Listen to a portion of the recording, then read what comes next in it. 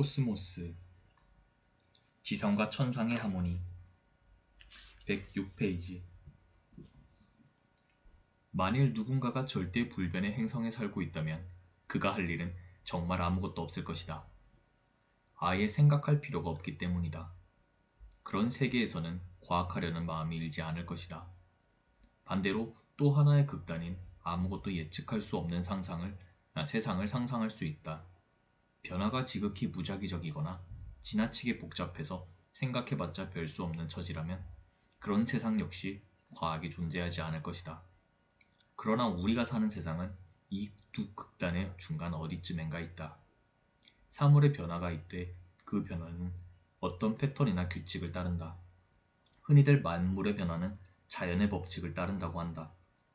호공에 집어던진 막대기는 반드시 땅으로 다시 떨어지고 서쪽 지평선 아래로 진 해는 반드시 이튿날 아침 동쪽 하늘에 다시 떠오른다. 세상에는 우리가 생각해보면 알아낼 수 있는 일들이 많이 있다. 그렇기 때문에 과학이 가능하고 과학이 밝혀낸 지식을 이용하여 우리는 우리의 삶을 발전시킬 수 있는 것이다. 인간은 세상을 파악할 줄 아는 지혜를 갖고 있다. 애초부터 인간은 주위에서 일어나는 모든 현상의 배후를 의식하며 살아왔다. 인류가 사냥을 하고 불을 피울 수 있었던 것도 무언가를 생각해보고 알아냈기 때문이다. 하지만 인류에게는 텔레비전, 영화, 라디오, 하다못해 책마저 없었던 시절이 있었다. 인류는 지난날의 거의 대부분을 이런 상태로 보냈다. 우리 조상들은 달없는 밤 활활 타오르던 모닥불이 사그러져 깐부기 불이 되면 그 주위에 앉아서 하늘의 별들을 바라보았을 것이다. 밤하늘을 본 적이 있는가? 밤하늘은 장관을 연출한다. 별들이 몇 개 모여서 하나의 모양을 이룬다. 그래서 아무 생각 없이 올려다보아도 별들은 저절로 그림이 되어 우리에게 다가온다. 예를 들어 북쪽 하늘에 놓인 별들의 무리는 어떻게 보면 곰 비슷하게 보인다. 그래서 그런 모양의 별자리를 큰곰자리라고 부르는 문화권이 지구상에 있다. 같은 별들의 배열이지만 문화권에 따라 아주 다른 모양의 물자를 상상하고는 한다. 물론 하늘의 그림이 정말로 그려져 있는 것은 아니다. 그 그림들은 우리가 상상해낸 것들이다. 인류가 수렵으로 신선한 삶을 살아갈 때 그들은 하늘에서 사냥꾼과 사냥개를 보았고 하늘의 곰과 젊은 여자를 그렸다. 그 밖에 사냥꾼의 관심을 끌만한 온갖 것들이 하늘에서 그들을 내려다보고 있었다. 17세기 유럽인들이 배를 타고 가다 처음으로 남반구의 하늘을 보았을 때 그들도 자신들이 관심을 가지고 있던 것들을 하늘에서 찾아냈다. 금부리새와 공작새, 만원경과 현미경, 나침반과 백고물 같은 것들 말이다. 20세기 사람들은 하늘에서 자전거와 냉장고를 보거나 로큰롤 스타의 얼굴을 떠올릴 것이다. 어쩌면 버섯 구름을 볼지도 모른다. 현대인들도 그들의 조상과 마찬가지로 별들 사이에 인류의 희망과 근심을 그리면서 바람직한 내일을 소망한다. 때때로 우리 조상들은 아주 밝은 별이 꼬리를 길게 끌며 순식간에 하늘을 가르고 가는 것을 보았을 것이다. 그래서 영어로 폴링스타라고 했는데 썩 잘 붙인 이름은 아니다. 별들이 그렇게 많이 떨어진 뒤에도 옛 별들은 여전히 그 자리에 있으니 말이다. 별똥별이 아주 많이 나타날 때가 있고 또 적게 나타날 때도 있다. 이런 일도 어느 정도는 규칙적으로 일어난다. 태양과 달처럼 별도 항상 동쪽에서 떠서 서쪽으로 진다. 관측자의 머리 위를 지나는 별이 뜨고 지는데 하룻밤이 꼬박 걸린다. 또 계절에 따라 뜨고 지는 별자리가 달라진다. 예를 들어 초가을에 뜨는 별자리가 따로 있다. 그러나 갑자기 동편 하늘에서 새로운 별자리가 뜨는 경우는 절대 없다. 별들이 뜨는 데에도 순서가 있으며 그들의 행동거지에도 예측성과 영원성이 있다. 이런 특성들은 어떤 면에서 우리에게 큰 위안이 된다. 별들 중에는 해보다 조금 먼저 뜨거나 조금 늦게 지는 것들이 있는데 이러한 별들은 계절에 따라 출몰 시간과 위치가 변한다. 그러므로 누군가가 별의 출몰 현상을 세밀하게 관찰하고 수년에 걸쳐 그것을 기록으로 남긴다면 그 사람은 계절을 예측할 수 있을 것이다. 오늘이 1년 중 언제쯤인지도 매일 아침 해가 지평선 어디에서 뜨는지를 보면 알 수 있다. 하늘에는 달력의 역할을 훌륭하게 하는 표지들이 걸려있는 셈이다. 조금만 꼼꼼하고 천문현상을 관측하는 재능을 가진 사람이라면 누구든지 별, 해, 달이 천구상에서 움직이는 모습을 하나하나 기록하여 하늘에 걸려있는 달력을 읽을 수 있을 것이다. 인류의 조상은 계절의 흐름을 알아낼 수 있는 기구나 장치들을 만들어 세웠다. 뉴멕시코주의 차코 협곡에는 11세기에 만들어진 지붕 없는 거대한 의식용 기바, 즉 사원이 있다. 북반구에서 6월 21일은 1년 중 낮이 가장 긴 하지이다. 이날 새벽녘이 되면 한 줄기 빛이 사원의 창문을 통해 들어와서 특별히 표시해둔 구역을 천천히 움직여간다. 그러나 그 구역까지 빛이 들어오는 현상은 6월 21일경에만 일어난다. 나는 자칭 예스러운 사람들이라며 자만하는 아나사지족 사람들이 매년 6월 21일이 되면 깃털과 방울과 텄케옥으로 한껏 단장하고 사원으로 몰려와서 긴 의자에 걸터 앉아 태양의 권능을 함께 찬양하는 광경을 상상한다. 이들은 또 달의 겉보기 운동도 면밀하게 관찰한다. 아나사지족은 기바의 높은 곳에 28개의 벽감을 만들어서 달이 별자리들 사이를 움직여 다시 제자리에 돌아오는데 걸리는 일수를 나타내고자 한다. 그들은 태양과 달과 별의 전체 운동에 깊은 관심을 갖고 주의 깊게 관찰했다. 이와 비슷한 개념의 기구들은 우리는 캄보디아의 앙코르와트 사원, 영국의 스톤헨지 유적, 이집트의 아부 신벨, 멕시코의 치첸이차, 북아프리카 대평원 같은 곳들에서 만나볼 수 있다. 일종의 달력으로 생각되는 장치 중에는 우연의 일치로 만들어진 것도 있을 것이다. 가령 집안의 특정 구석과 창문에 대한 상대의 위치가 아주 교묘히 맞아떨어져 2월 21일이면 태양빛이 바로 그 구석에 떨어지는 경우를 생각해 볼 수 있다. 그러나 아주 멋있고 색다른 장치들도 있다.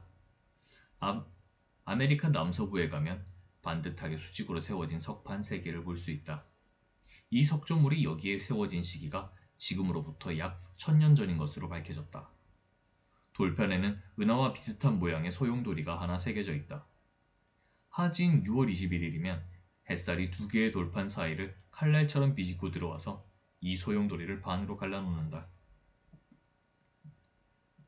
또 겨울이 시작되는 12월 21일에는 햇살이 2개의 칼날로 쪼개져서 이 소용돌이의 가장자리에 하나씩 떨어진다. 한낮의 태양을 교묘하게 이용하여 하늘에 적혀있는 달력을 읽을 수 있도록 한 것이 바로 이 지역 천문학자들이 세계의 석판에서 의도했던 바이다. 왜 세상 사람들은 이처럼 천문학을 배우려고 했을까? 영양과 사슴과 들소는 철에 따라 이동하므로 한 지역에서 잡을 수 있는 사냥감은 계절에 따라 늘고 줄기를 반복한다. 과일과 견과류는 익는 때가 따로 있으니 계절을 알아야 제대로 익은 때를 제때 따먹을 수 있다. 농업 기술의 발명 이후 작물을 때에 맞춰 심고 걷어들여야 할 필요가 생겼으며 또 멀리 떨어져 사는 유목민들은 미리 정해둔 때에 서로 만나 연중 행사를 치러야 했다. 그러므로 하늘의 달력을 읽을 줄 아느냐에 따라 목숨이 좌우되기도 했다.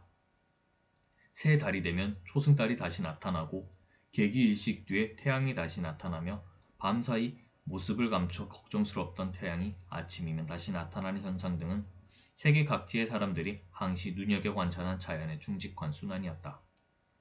이러한 순환 현상을 통해서 우리 조상들은 죽음 너머의 또 다른 삶을 짐작했으며 저 높은 하늘을 영생불사의 암시로 받아들였던 것이다.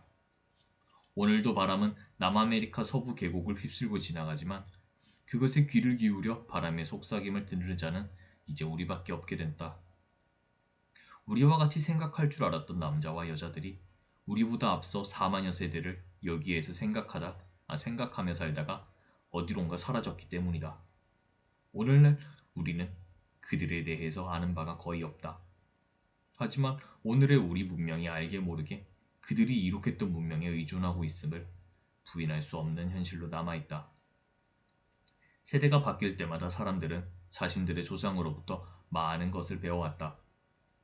해와 달과 별의 위치와 그들의 움직임을 정확하게 알면 알면 알수록 사냥을 언제 나가야 하는지, 씨앗을 어느 날쯤 뿌리고 익은 곡식은 언제쯤 거둬야 할지, 그리고 부족 구성원은 언제 모두 불러 모아야 할지를 더 정확하게 예측할 수 있었다. 측정의 정확도가 향상됨에 따라 기록을 보존하는 일이 점점 중요시되었다. 그러므로 천문학은 관측과 수학과 문자의 발달에 크게 이바지했다. 그런데 시간이 흐르면서 어찌 보면 이상한 사상이 사람들의 생각을 지배하기 시작했다.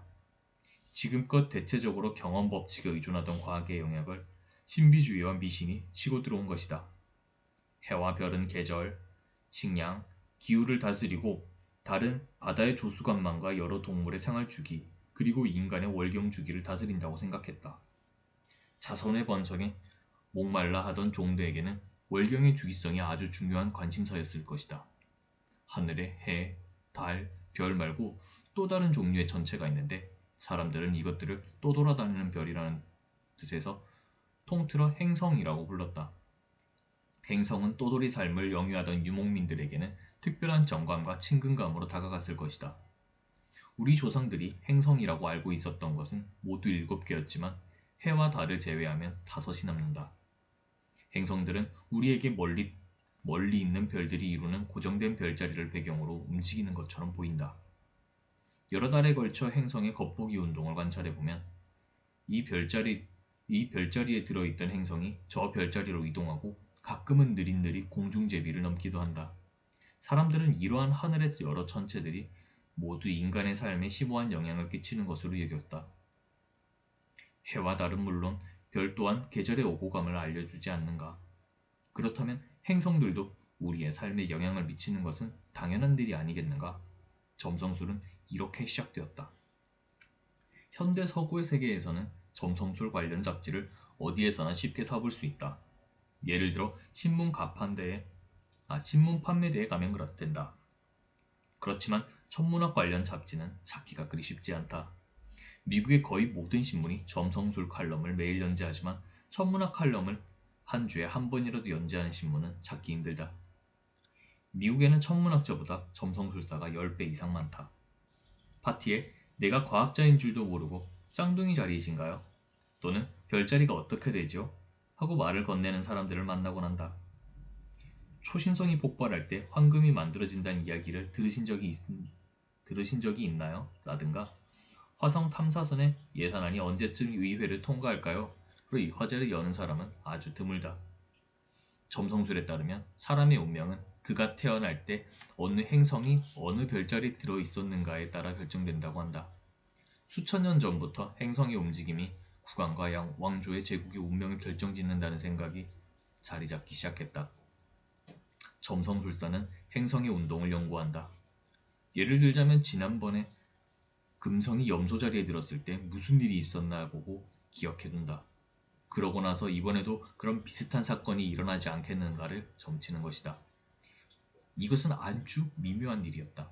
자칫 잘못했다가는 자신이 아주 위험한 지경에 빠지게 될 수가 있었기 때문이다.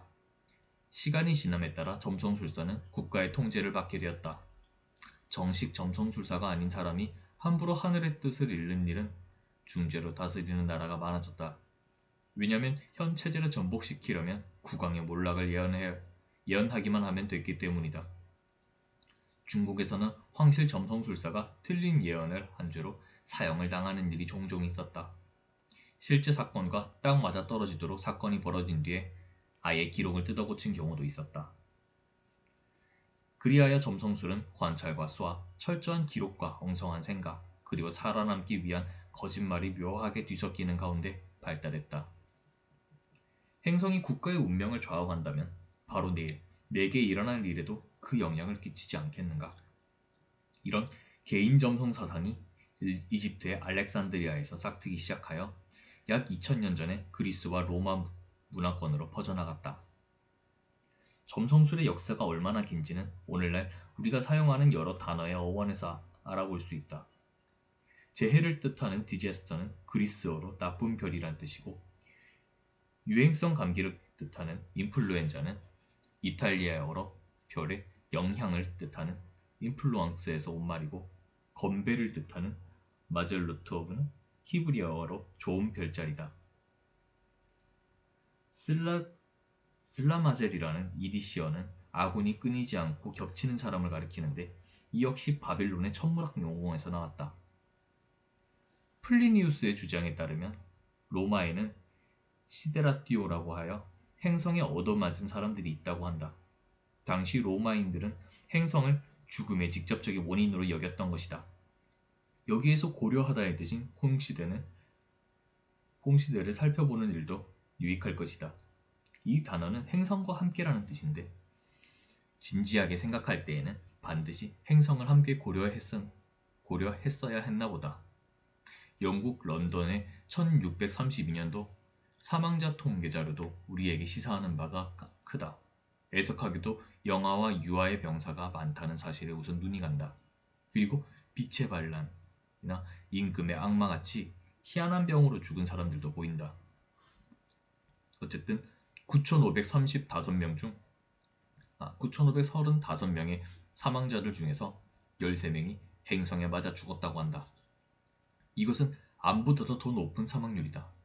그 증상이 과연 어떠했을지 참으로 궁금하다. 국가 단위의 점성술은 이제 찾아보기 어렵게 됐지만 개인의 운수를 가늠하는 점성술은 여전히 우리 가운데 횡행한다. 같은 날 같은 도시에서 발행되는 두 신문에 실린 점성술 칼럼을 비교해보면 재미있다. 한 예로 1979년 9월 21일자 뉴욕포스트와 데일리 뉴스 두 신문에 실린 오늘의 운세를 보자.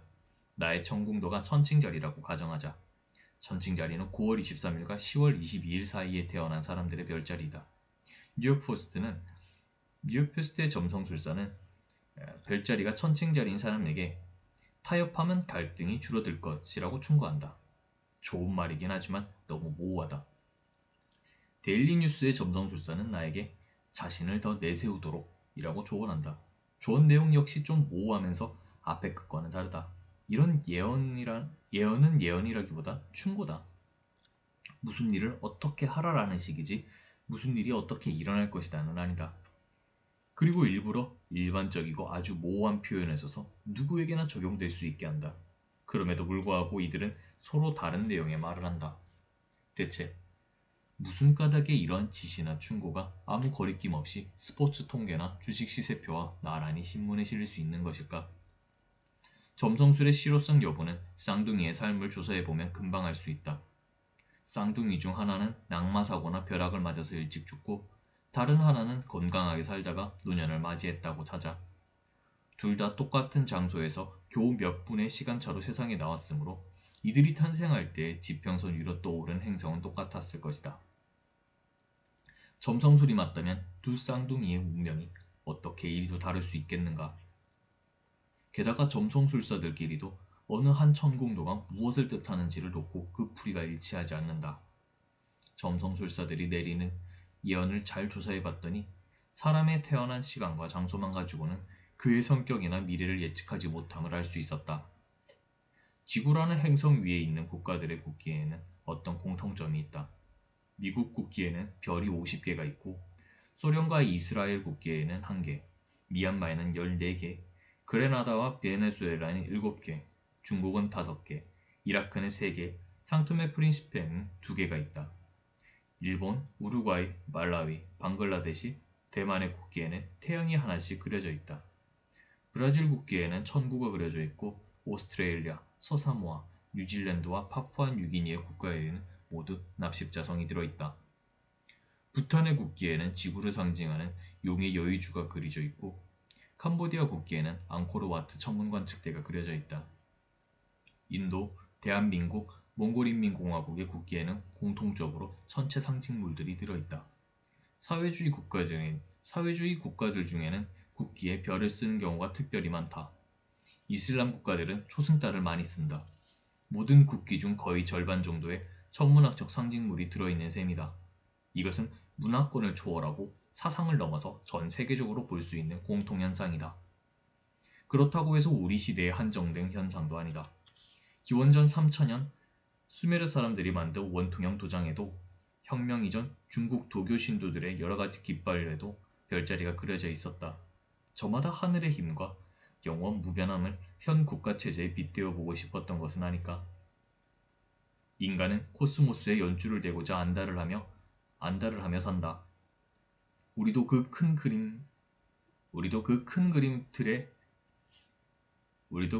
그림의 틀 속에 끼고 싶은 것이다. 그런데 알고 보니 정말 연줄이 다 있었다. 그 연줄은 점성술이 둘러대는 식의 개인적이고 자잘하며 상상력이 결여된 그런 수준의 관계가 아니었다. 인간과 코스모스의 관계는 물질의 기원을 통한 관계이다. 그것은 생명을 잉태할 수 있는 지구, 인류의 진화, 그리고 우리의 운명이 걸린 지극히 심오한 연줄인 것이다. 이 이야기는 나중에 더 계속하겠다. 현대인들에게 인기가 있는 점성술도 따지고 보면 그 기원이 클라디우스 프톨레마이오스까지 올라간다. 영어식으로는 프톨레미라고 불리는 이 학자는 이집트의 프톨레마이오스의 왕들과 인척관계에 있는 사람은 아니다. 프톨레마이오스는 2세기에 알렉산드리아 대도서관에서 일하던 대학자였다. 이러저러한 행성이 여차저차한 해 또는 달의 집에 올라섰다는 등 물병자리의 시대라는 등 난해한 점성술 뿌리들이 다 프톨레마이오스로부터 나왔다. 프톨레마이오스는 바빌로니아 시대부터 내려온 점성술 전통을 체계화했다. 프톨레마이오스 시대에 흔히 볼 수 있었던 별점 하나를 읽어보자. 이 별점은 150년에 태어난 어느 여자아이의 점괘로 파피루스에 그리스어로 적혀있다. 필로에 태어나다.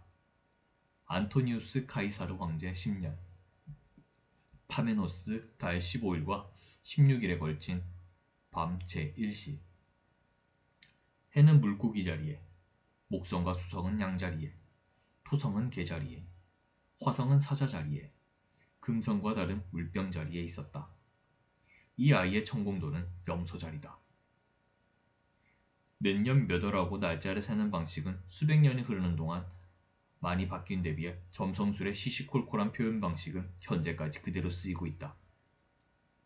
프톨레마이오스가 조술한 점성술책 테트라비블로스를 펼쳐보면 이런 식이다. 토성이 동쪽에 있을 때 태어난 아이들은 그 피부가 거무스름하고 몸집이 제법 건장하고 검은 머리털에 고수머리이고 가슴에 털이 많으며 중간 정도의 눈과 어중간한 키에 수기와 냉기가 과한 체질이다. 프톨레마이오스는 사람의 언행이 행성과 별의 영향을 받고 있다고 믿었을 뿐만 아니라 키, 얼굴색, 성격, 게다가 선천적인 장애도 별의 다스림을 받는다고 생각했다. 이 점에 있어서 오늘날의 점성술사들은 프톨레마이오스보다 좀 더 조심스러운 입장을 취하는 듯하다. 그러나 현대 점성술사들은 프톨레마이오스와는 달리 춘분점과 추분점의 세차 운동에 관해서는 모르쇠로 일관한다. 한때 프톨레마이오스가 언급했던 대기의 굴절 현상도 그들은 철저히 무시한다.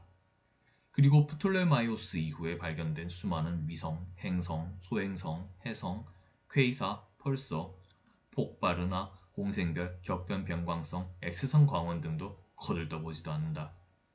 천문학은 과학이고 우주를 있는 그대로 보는 학문이다. 점성술은 사이비 과학으로 확고한 근거 없이 여러 행성이 인간의 삶을 지배한다고 주장한다. 프톨레마이오스의 시대에는 천문학과 점성술이 딱히 구별되지 않았다. 그러나 오늘날 둘은 확실하게 서로 갈라섰다. 천문학자로서 프톨레마이오스가 이룩한 업적을 열거하면 다음과 같다. 별들에게 이름을 붙여줬고 그들의 발길을 기록하여 목록을 만들었고 지구가 왜 구형인지 그럴듯한 이유를 제시했으며 일식과 월식을 예측하는 공식을 확립했다. 그리고 그의 가장 중요한 업적은 아마도 행성들의 이상한 운동을 설명하기 위해 우주의 모형을 제시한 것이니라. 그는 행성 운동의 모형을 개발하여 하늘의 신호를 해독하고자 했다. 프톨레마이오스는 하늘을 연구하면서 일종의 희열을 느꼈음에 틀림없다. 그는 그것을 하나는 한낱 인간으로서 하루 살고 곧 죽을 목숨임을 잘 안다. 그러나 빽빽히 들어찬 저 무수한 별들의 둥근 궤도를 즐겁게 따라가노라면 어느새 나의 두 발은 땅을 딛지 않게 된다. 라는 기록으로 표현해놨다. 프톨레마이오스는 지구가 우주의 중심이며 태양과 달과 별들이 지구 주위를 돈다고 믿었다. 지구 중심의 우주관은 세상에서 가장 자연스러운 생각이었다.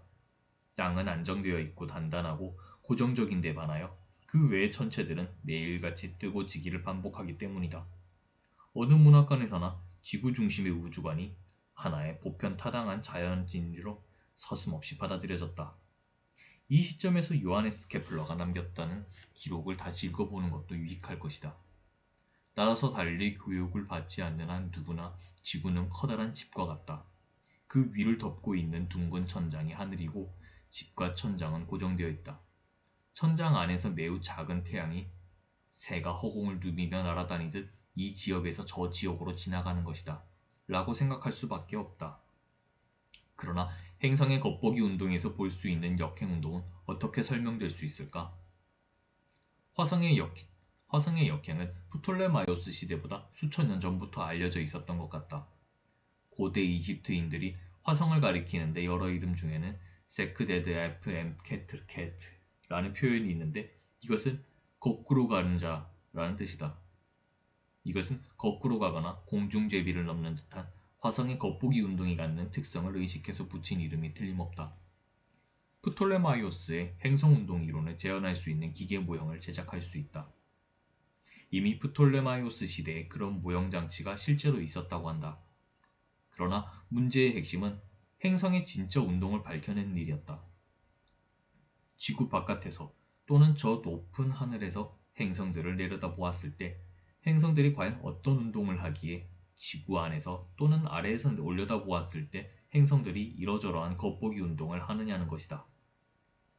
지구에서 본 행성들의 겉보기 운동은 가장 정확하게 재현할 수 있는 행성 운동 모형이 그들의 탐구 대상이었던 것이다. 당시 사람들은 행성이 투명하고 완벽한 구의 벽면에 붙어서 지구 주위를 돈다고 상상했다. 그러나 프톨레마이오스의 모형에서는 행성이 구에 직접 붙어 있는 것이 아니었다. 회전축과 중심점이 어긋난 바퀴 비슷한 장치에 붙어 간접적으로 투명 구에 부착된 형태였다. 구가 돌면 작은 바퀴도 같이 돈다. 이런 운동이 계속되다 보면 지구인들이 보는 것처럼 화성이 때로는 공중제비를 넘게 된다. 정밀도가 그렇게 높지 않았던 프톨레마이오스 시절에는 물론이고 그로부터 수백 년 후까지도 이 모형을 이용하여 행성의 움직임을 비교적 정확하게 예측할 수도 있었다. 프톨레마이오스의 투명한 천구 모형을 두고 훗날 중세 사람들은 천구가 수정으로 만들어졌으리라 상상했다. 오늘날까지 사람들이 쓰는 천구의 음악이나 제7천국 같은 말도 여기에서 유래했다. 달, 수성, 금성, 태양, 화성, 목성, 토성, 그리고 별들이 붙어도는 구, 즉 천국이 각각 하나씩이므로 모두 7개의 천국이 있는 셈이다. 우주의 한가운데 지구가 있고 지구에서 일어나는 사건을 주축으로 하여 창조된 만물이 그 주위를 돈다는 생각이다. 당시 사람들은 하늘의 구조와 원리를 지구상의 그것과는 완전히 동떨어진 것으로 상상했기 때문에 하늘을 철저히 관측할 의지가 생길 턱이 없었다. 프톨레마이오스의 모형은 중세의 암흑시대에 교회의 지지를 받았고 그로부터 1000년 동안 천문학의 진보를 가로막는 데 결정적 기여를 했다. 마침내 1543년 폴란드의 가톨릭 성직자였던 니콜라우스 코페르니쿠스가 행성의 겉보기 운동을 설명하는 아주 색다른 가설을 내놓았다. 그 가설의 가장 대담한 자는 지구가 아니라 태양이 우주의 중심에 있다는 것이었다. 그의 가설은 지구를 하나의 행성으로 강등시키고 태양으로부터 세 번째 자리에서 완전한 원의 궤도를 도는 존재로 만들어버렸다. 행성의 겉보기 운동을 설명하는 데 있어 코페르니쿠스의 모형은 적어도 프톨레마이오스의 모형만큼이나 훌륭했다. 그러나 당시에는 코페르니쿠스의 태양 중심 우주관 때문에 심기가 불편해진 사람들이 많이 있었다. 1616년 드디어 가톨릭 교회는 코페르니쿠스의 저수를 금서 목록에 포함시켰다. 지역 교회의 검열관들은 다시 고쳐 쓰지 않는 한 그의 저작물을 늘 금서 목록에 묶어두었다. 이 금서령은 1835년까지 그대로 유지됐다. 마틴 루터가 코페르니쿠스를 두고 한 이 이야기는 지금 읽어도 재미가 있다. 그는 코페르니쿠스를 가리켜 벼락 출세한 점성술사라고 일컬었다. 한 발 더 나아가 그는 코페르니쿠스를 겨냥하여 이 바보가 천문학이라는 과학을 통째로 뒤엎어 놓으려 한다. 그러나 성서에 분명히 쓰여 있듯이 여호수아가 멈춰라 하고 명한 것은 태양이지 지구가 아니다 라고 했다. 심지어 코페르니쿠스를 존경하는 사람들 가운데서도 그가 정말 태양 중심의 우주를 믿는 것이 아니라 그저 행성의 움직임을 계산하는 데 편리하기 때문에 그와 같은 제안을 했을 뿐이다 라고 하는 사람도 있었다. 코스모스를 보는 두 가지 관점, 즉 지구 중심설과 태양 중심설의 대결이 절정에 이른 것은 16세기 말과 17세기 초 사이에 살았던 한 과학자를 통해서였다. 그는 프톨레마이오스처럼 점성술사이자 천문학자였으며 인간 정신이 족쇄에 묶여있던 암울한 시대를 살아간 위대한 영혼이었다. 그가 살아야 했던 시대는 과학기술 덕분에 고대인들이 몰랐던 새로운 지식들이 많이 발견되었어도 교회가 발표한 1000년에서 2000년 전 과학 결과를 더 신뢰해야 했던 그러한 시대였다. 신학적 문제가 아무리 난해할 것일지라도 그 시대를 풍미하던 교회 교리의 틀을 벗어나는 사람은 그가 구교도이든 신교도이든 구별 없이 굴욕, 세금, 추방, 고문, 죽음으로 처벌받아야 했던 시대였다. 하늘은 천사와 악마가 사는 곳이며 신의 손이 영롱한 행성의 전구를 돌리는 곳이었다. 모든 자연현상의 바탕에 물리법칙이 있다는 생각은 그 시대 과학계에 존재하지도 않았다. 그러나 한 사람의 용감하고 고독한 분투 덕에 현대과학의 혁명의 불이 일기 시작했다. 요하네스 케플러는 1571년 독일에서 태어났다. 그는 이미 소년 시절에 시골 마을 마울블론의 개신교 신학교에 들어가 성직자가 되는 교육을 받았다. 그 학교는 가톨릭의 아성을 무너뜨리는 천병으로 쓰이기 위해 어린 학생들의 정신을 신학적 무기로 훈련시키는 일종의 신병 훈련소와 같은 곳이었다.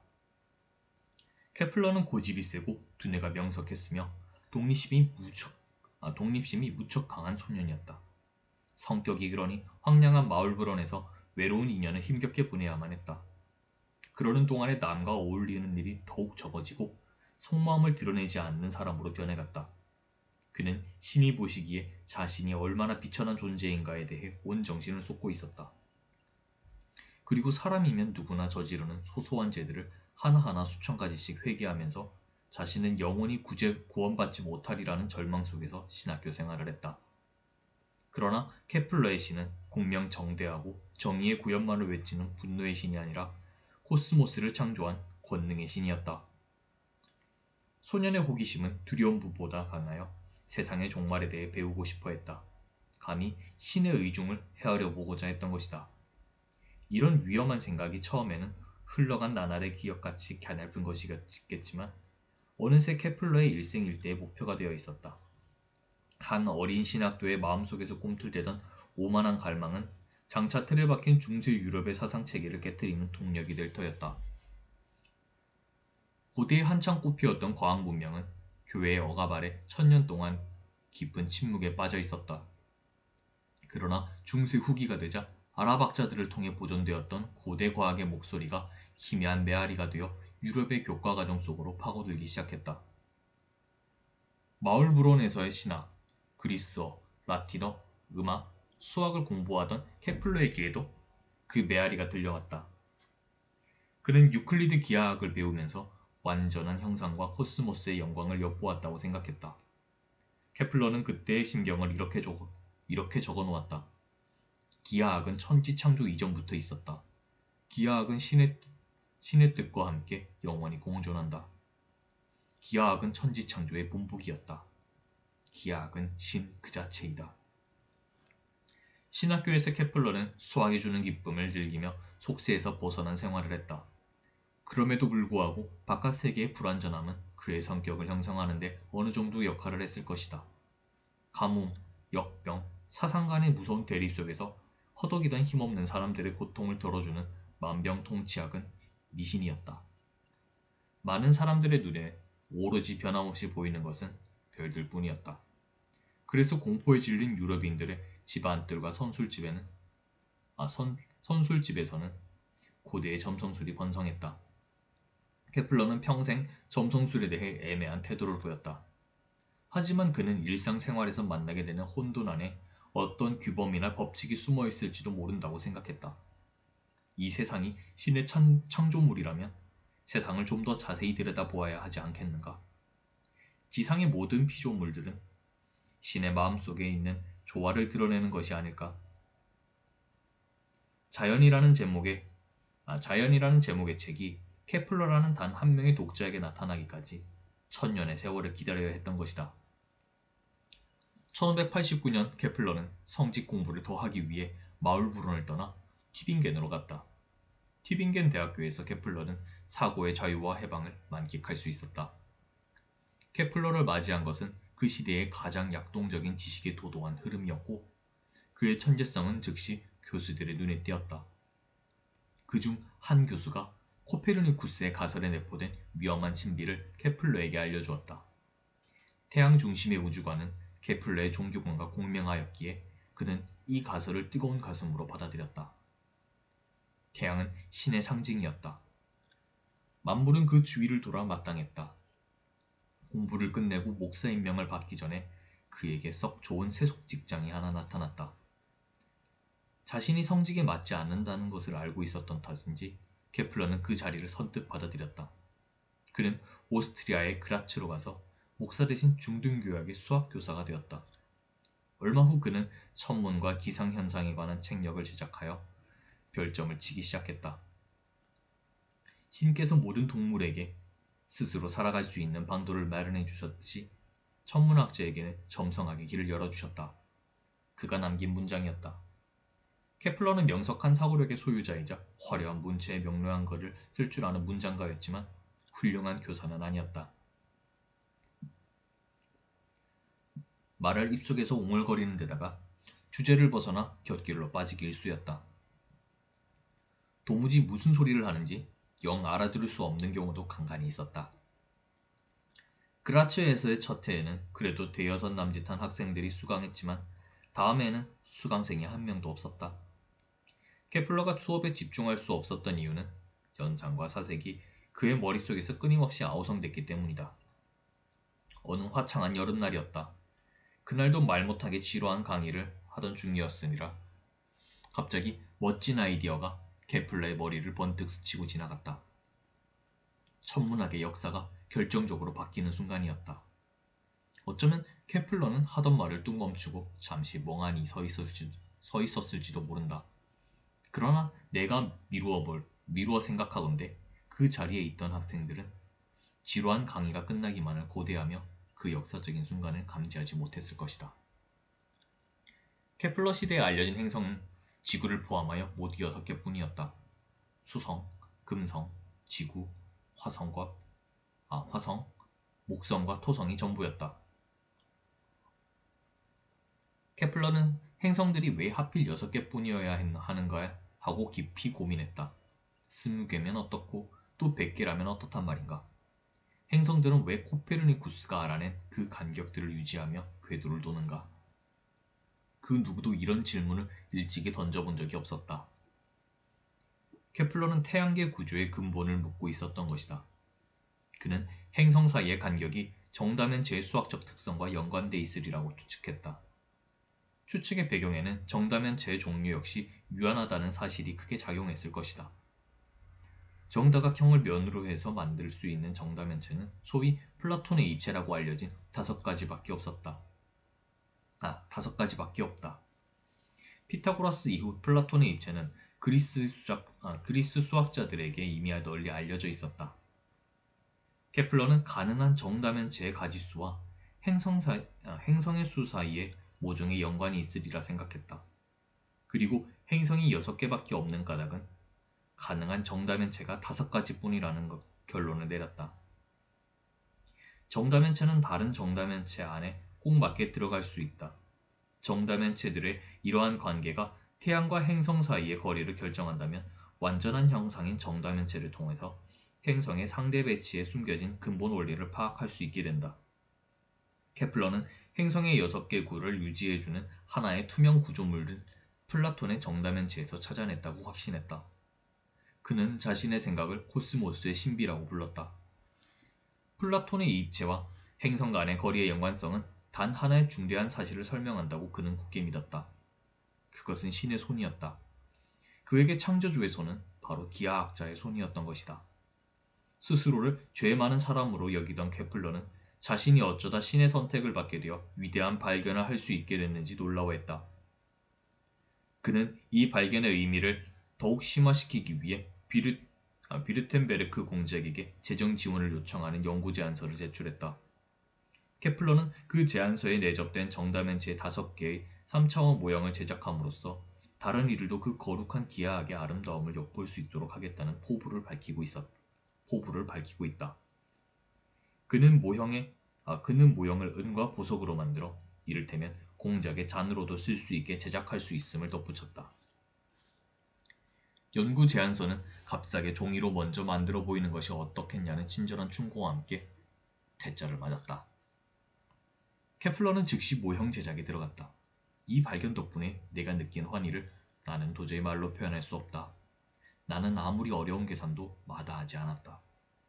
내 가설이 코페르니쿠스의 궤도와 과연 일치할 것인가? 아니면 나의 즐거움이 물안개처럼 사라져버리고 말 것인가? 나는 밤낮을 수학적 노동으로 지새웠다. 그러나 아무리 열심히 계산해본들 정다면체와 행성의 궤도는 서로 일치하지 않았다. 관측 결과가 이론의 예상과 맞지 않을 때 관측값이 틀렸다는 결론을 내리는 이론가들은 우리는 과학의 역사에서 종종 만날 수 있다. 더군다나 가설의 우아함과 거창함에 빠졌던 케플러가 내릴 수 있는 결론은 뻔했다. 케플러는 코페르니쿠스가 찾아낸 행성 간 거리가 잘못된 값이라는 결론을 내렸다. 당시 행성의 겉보기 운동에 관하여 누구보다 정확한 관측 자료를 다루는 사람이 딱 한 사람 있었다. 그는 고국을 버린 덴마크의 귀족으로 신성 로마 제국 황제 루돌프 2세의 황실 수학자로 일하고 있던 티코 브라헤였다. 그를 만날 필요성을 케플러는 절감했다. 마침 티코 브라헤도 그 당시 수학적 명성이 점점 커져가던 케플러를 초청하면 어떻겠냐는 루돌프 2세의 제안을 받은 상태였다. 티코 브라헤는 케플러를 프라하로 불렀다. 케플러는 그 당시 몇몇 수학자들에게만 겨우 알려져 있던 미지의 인물이었다. 보잘것없는 시골 학교의 수학 선생이며 평민 출신이던 케플러는 티코 브라헤의 초대를 받고 처음에는 주저했다. 그러나 결정은 케플러가 내릴 계제가 아니었다. 케플러 대신 주위의 사정이 결정을 내려줬다. 1598년 케플러는 30년 전쟁의 전조가 된 여러 사건들 중 하나에 휘말려들었다. 그라츠는 지배하던 대공은 카톨릭 교도였는데 카톨릭 교리를 교조적으로 신봉하는 사람이었다. 그는 심지어 이도교를 다스리기보다 차라리 그들의 국토를 초토로 만들겠다라는 맹세를 하기도 했다. 개신교도들은 경제적, 정치적 권력 밖으로 밀려났다. 케플러가 출근하던 학교는 문을 닫았고 이단으로 간주된 기도, 서적, 찬송가들은 모두 금지되었다. 마침내 마을 주민들까지 일일이 물려가 개인적 신앙의 건정성 여부를 조사받는 지경에까지 이르렀다. 로마 가톨릭을 받아들이지 않으면 수입의 일화를 벌금으로 물어야 하거나 그라츠에서 추방당해야 했다. 케플러는 추방을 택했다. 그러면서 의미심장한 한마디를 남겼다. 나는 위선을 행하라고 배운 적이 없다. 나의 신앙은 진지한 것이다. 나의 신앙이 농락의 대상이 될 수는 없다. 그라츠를 떠난 케플러는 아내와 의붓딸과 함께 프라하로 향하는 고난의 길을 올라야 했다. 케플러의 결혼 생활은 그다지 행복하지 못했던 것으로 전해진다. 부인은 지병이 있는 데다가 얼마 전에 2 아이를 잃은 상태였다. 케플러에 따르면 그녀는 바보 같고 부루퉁하고 외톨이이고 침울한 사람이었다. 그녀는 남편이 하는 일을 전혀 이해하지 못했다. 그리고 그리 높은 계급의 출신은 아니었어도 시골의 상류층 집안에서 자란 여자라 남편의 가난한 직업을 몹시 경멸했다. 케플러는 또 케플러 나름대로 그녀를 나무라고는 했다. 그것과 관련해서 케플러는 이러한 글을 남겼다. 나는 연구에 몰두하다가 깜빡 잊고 그녀를 또 꾸짖고는 했다. 그러나 과거 경험이 이제는 약이 되어 나는 그녀를 결코 다그치지 않는다. 그녀가 내 말로 인해서 마음에 상처를 입는다는 사실을 알았으니 그 이상 나무라기보다 내 손가락을 깨무는 편이 더 낫다. 이러한 가정 여건에서도 케플러는 자신의 연구에 몰두했다. 케플러는 티코 브라헤가 있는 곳으로 티코브라에가 있는 곳을 속세의 오욕에서 벗어날 수 있는 유일한 피난처로 여겼다. 케플러는 그곳을 자신이 추구하던 코스모스의 신비를 마침내 확인할 수 있는 장소로 마음에 그리고 있었다. 티코브라에는 망원경이 발명되기 35년 전부터 우주의 정확하고 질서정연한 움직임을 측정하는 데 모든 것을 바친 인물이었다. 케플러는 이 위대한 티코브라의 동료가 되겠다는 소망을 키워갔다. 그렇지만 케플러의 소망은 이루어지지 않았다. 티코브라에는 화려한 것을 좋아하는 사람이었다. 그는 황금으로 만든 가짜 코를 달고 멋을 부렸는데 진짜 코는 학창시절 누가 수학을 더 잘하는가를 놓고 펜싱으로 결투를 하다가 잃었다고 했다. 티코브라의 주변은 늘 소란스러웠고 많은 사람들로 북적거렸다. 조수, 아첨꾼들, 먼 친척벌의 사람들, 식객 행세하는 어중이 떠중이들로 들끓었다. 이들은 진탕 먹고 마시며 떠들기, 남을 빈정대기, 음모 꾸미기로 세월을 보내며 신앙심 깊은 촌뜨기 학자인 케플러를 잔인하게 놀려댔다. 이러한 분위기에서 케플러의 매일은 늘 우울하고 슬플 뿐이었다. 케플러가 남긴 다음에 그래서 우리는 당시에 그의 심경을 읽을 수 있다. 티코 브라에는 비할 데 없는 부자지만 재물을 활용할 줄 모른다. 티코 브라에가 소유한 그 어떤 기구라도 나와 내 가족의 전 재산을 합친 것보다 더 비싸다. 티코 브라에의 천문 관측 자료를 보고 싶어 안달을 하는 케플러에게 티코 브라에는 자투리 자료만 조금씩 툭툭 던져주곤 했다.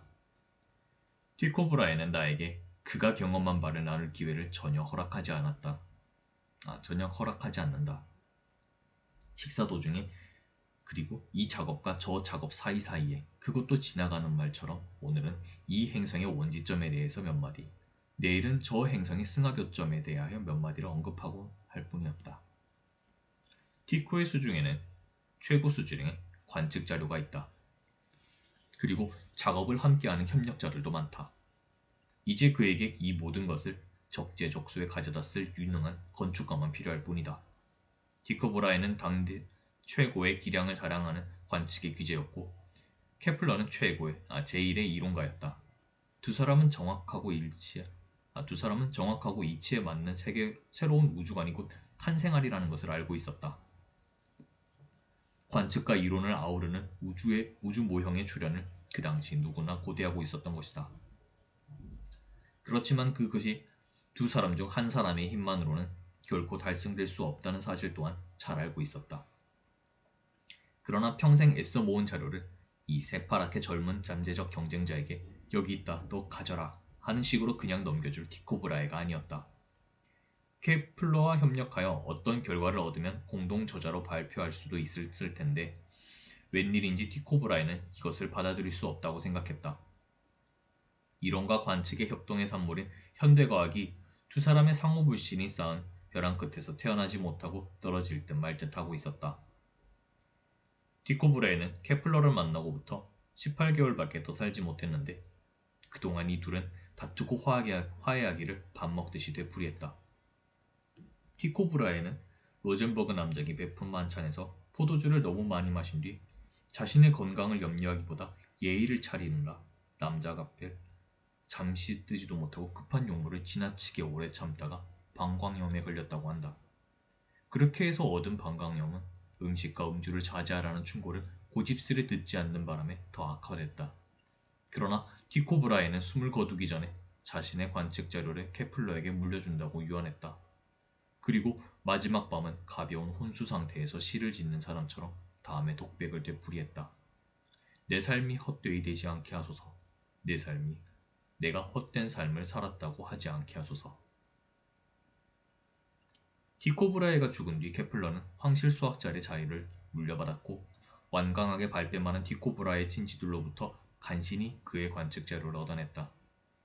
케플러는 행성들 궤도의 경계가 5개의 플라톤 정다면체에 따라 정해진다고 가정하고 받은 자료를 분석하기 시작했지만 코페르니쿠스의 결과와 마찬가지로 티코 브라의 관측 자료도 자신의 가설을 뒷받침해 주지 못했다. 그로부터 한참 후에 천왕성, 해왕성, 명왕성이 발견되면서 코스모스의 신비는 완전히 그릇된 것으로 판명됐다. 이 행성들과 태양 사이의 거리를 결정해줄 플라톤의 정다면체가 더 없었기 때문이다. 게다가 포개놓은 정다면체로는 지구 위의 위성인 달의 존재를 전혀 설명할 수도 없었고 또 갈릴레오가 목성 주위에서 발견한 4개의 위성도 끼워 맞출 수가 없었다. 그러나 케플러는 시무룩해하기는커녕 더 많은 위성이 발견되기를 기대하며 위성을 몇 개씩 거느려야 옳은가를 따져보기로 하고 갈릴레오에게 문의 편지를 띄웠다. 저의 가설인 코스모스 신비에 따르면 유클리드 정다면체가 5개뿐이라 태양 주위엔 행성이 6개 이상 존재할 수는 없습니다. 그러나 저는 즉시 제 가설을 뒤집어 엎지 않고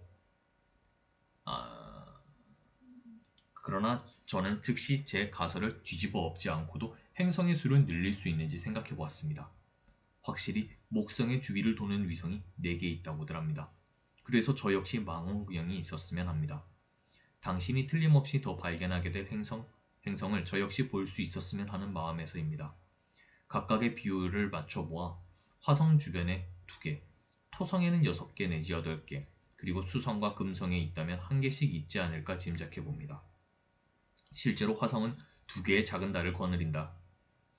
그 중에서 큰 것은 주요 지형 구조는 오늘날 케플러의 추측을 기리는 뜻에서 케플러 산맥이라고 부른다. 그러나 토성, 수성, 금성의 경우에는 완전히 틀렸다. 게다가 목성은 갈릴레오가 발견한 것보다 훨씬 더 많은 수의 위성을 거느리고 있다. 아직도 우리는 왜 행성이 9개밖에 없는지, 그리고 왜 지금과 같은 거리를 두고 행성들이 태양 주위를 공전하는지 알지 못한다.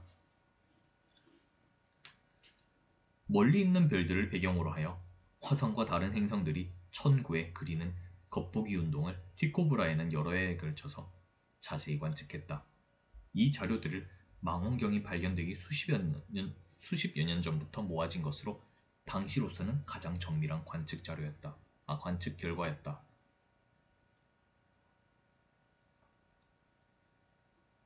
케플러는 이 자료들을 이해하고 분석하는 작업에 정열적으로 임했다. 지구와 화성이 실제로 태양 주위를 어떤 식으로 운동하기에 측정 오차 범위 내에서 화성은 우리 눈에 공중제비처럼 보이는 역행 운동을 하는 것일까? 티코 브라에는 케플러에게 화성부터 연구해보라고 권했는데 이것은 화성의 겉보기 운동이 매우 변칙적이어서 원궤도 모양에 꿰어 맞추기가 가장 어려웠기 때문이다. 기원전 6세기의 피타고라스로부터 플라톤, 프톨레마이오스 그리고 케플러 이전까지 살던 기독교 세계 천문학자들은 모두 원이 완벽한 기하학적 도형이므로 행성들은 마땅히 원궤도를 따라 돌아야 한다고 믿었다. 행성들은 하늘 높이 자리 잡고 있어 이 땅의 부패로부터 거리가 먼 역시 또 다른 의미의 신비와 완벽을 겸비한 존재라고 믿었기 때문이다. 갈릴레오, 티코 브라에, 코페르니쿠스도 행성의 운동하는 길은 원이라고 못 박아두었다. 코페르니쿠스는 원형이 아닌 궤도는 생각만으로도 끔찍하다고까지 단언했는데 왜냐하면 최상의 모습으로 창조된 신의 피조물을 감히 불완전하다고 여길 수가 없었기 때문이다. 이러한 시대적 배경에서 케플러도 지구와 화성이 태양의 주위를 원궤도를 따라 돈다고 간주하고 티코 브라의 관측 결과를 이해하고자 고심했던 것이다. 3년에 걸친 긴 분석 끝에 케플러는 화성의 원형 궤도에 해당하는 정확한 수치를 찾았다고 생각했다. 그 결과는 티코 브라의 관측값 10개와 2분의 오차 범위 내에서 잘 일치했다. 1도가 60분이며 90도가 직각으로 수평에서 천정에 이르는 각거리라는 점을 생각해보면 2분은 지극히 작은 각거리다. 게다가 이 시대에는 망원경이 없었다는 사실을 고려한다면 2분의 오차는 오차로서 매우 작은 값임에 틀림이 없다. 그러나 하늘을 찌를 듯하던 케플러의 기쁨은 금방 바닥을 가늠할 수 없는 우울의 심연으로 가라앉을 수밖에 없었다. 티코 브라에가 남긴 나머지 2개의 관측 결과가 케플러의 예측값에서 한참 동떨어져 무려 8분이나 되는 큰 오차를 보였기 때문이다. 거룩한 분의 섭리로 우리는 티코 브라에라는 성실한 관측자를 가질 수 있었다. 그의 관측 결과는 이 계산의 오차가 8분이라고 판단해줬다.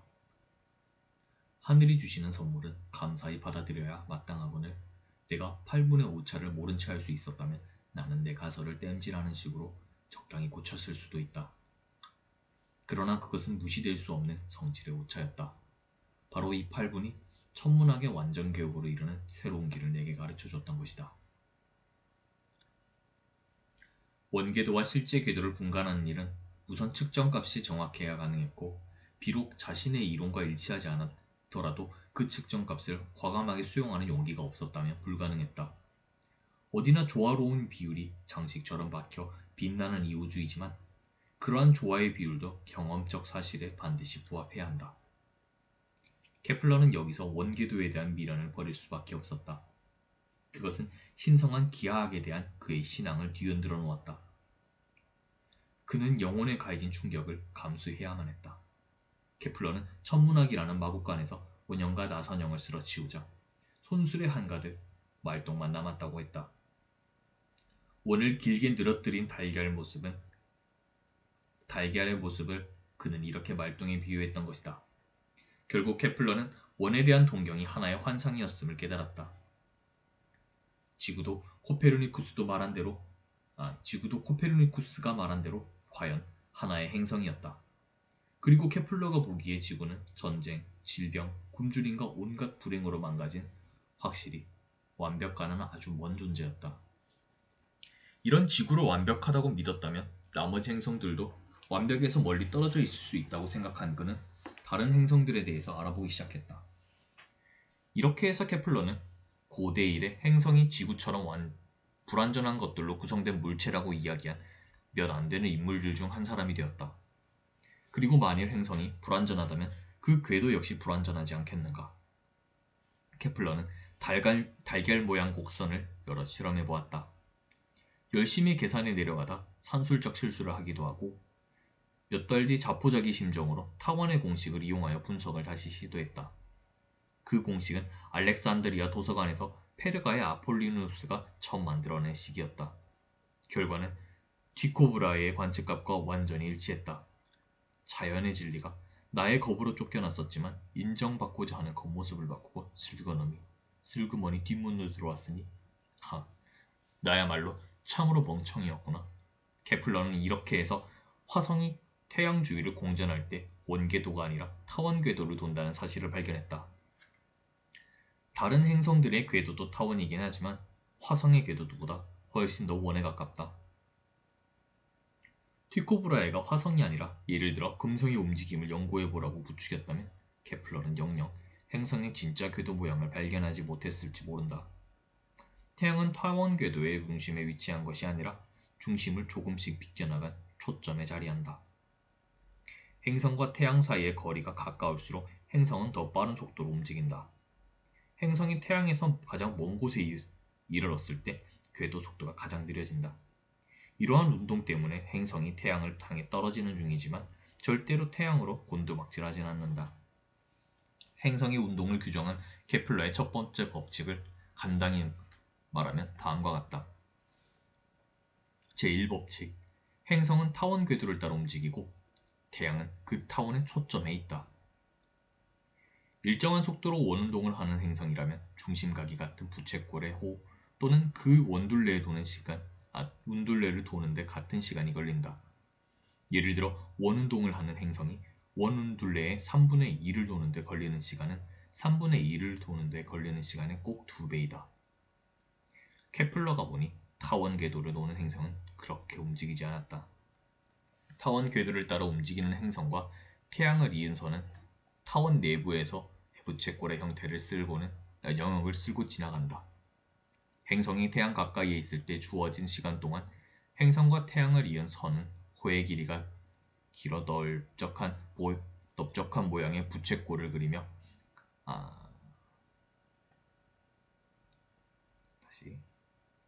행성이 태양 가까이에 있을 때 주어진 시간 동안 행성과 태양을 이은 선은 호의 길이가 길어 넓적한 모양의 부채꼴을 그리며 간다.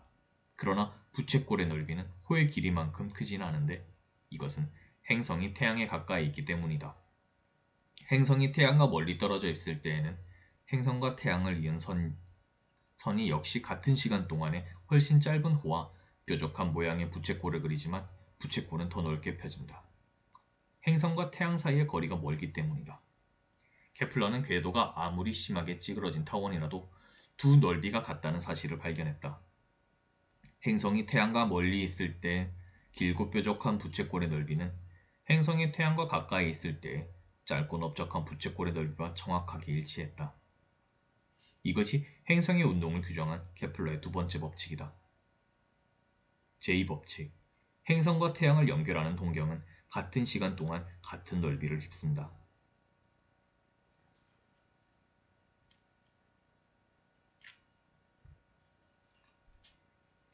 케플러의 앞에 두 가지 법칙은 조금 생소하고 추상적인 것으로 보일 수 있다. 행성은 타원 궤도를 돌고 같은 시간 동안 같은 넓이의 부채꼴을 그린다. 그래 좋다. 그게 그래서 어쨌다는 말인가? 오는동은 그래도 좀 접근하기 쉽다. 이런 법칙들은 수학 문제에 불과하고 일상생활과는 아무 상관이 없다고 한편으로 치워버릴 수도 있다. 그러나 이 법칙들은 행성에게도 또 우리에게도 적용되는 법칙이다. 우리는 중력이란 힘으로 지구 표면에 붙어서 우주 공간을 날아다닌다. 그러므로 우리도 케플러가 처음 발견한 자연의 법칙에 순응하며 움직이는 중이다. 행성 탐사를 목적으로 우주라는 이름의 바다에 진수시킨 인공위성들의 궤도운동, 쌍성계를 이루는 두 별의 상호 궤도운동, 그리고 외부 은하들의 운동 등을 살펴보면 케플러의 법칙이 어디에서나 성립한다는 사실을 확인할 수 있다. 온 우주에서나 천체들은 케플러의 법칙을 따라 움직인다. 몇 년이 더 지난 후 케플러는 행성의 운동에 관한 마지막 규칙인 세 번째 법칙을 생각해냈다. 이것은 여러 행성들이 다른 행성과 관련하여 서로 어떻게 움직이는지를 기술하는 법칙인데 태양계 안에서 움직이는 각종 천체들의 운동 원리를 올바르게 제시하고 있다. 케플러는 자신의 세 번째 법칙을 세상의 조화들이라는 제목의 책에서 설명하고 있다.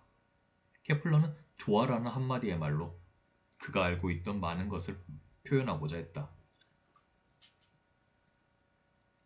행성 운동에서 볼 수 있는 질서와 아름다움, 그리고 그것을 기술할 수 있는 수학적 공식의 존재, 게다가 음악에서의 화성음 등을 조화라는 개념 속에 포함시켰다.